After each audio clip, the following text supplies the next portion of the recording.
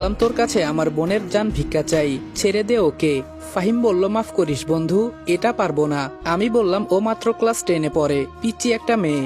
ফাহিম বলল, ছোট মেয়েদের খেতে অনেক মজা হয়, জানিস না তুই?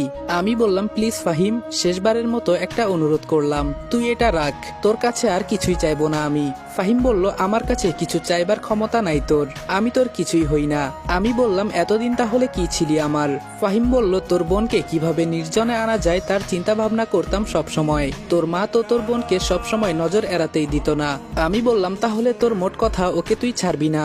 ফাহিম বলল, তোর বোনকে আগে তোর সামনে ধর্ষণ করব, আর মানুষ জানতে পারবে এই ধর্ষণ তুই করেছিস।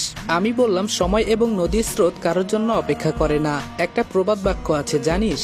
ফাহিম বলল, আরে তুই আবার আমাকে কি করবি? তোর শরীরে তো এক ফোঁটাও রাগ নাই। আচ্ছা, তোর বোনকে আমি ধর্ষণ করব, এরপরেও কি তোর রাগ হয় না? আমি বললাম, তোর মতো আমি নেমহারামি না।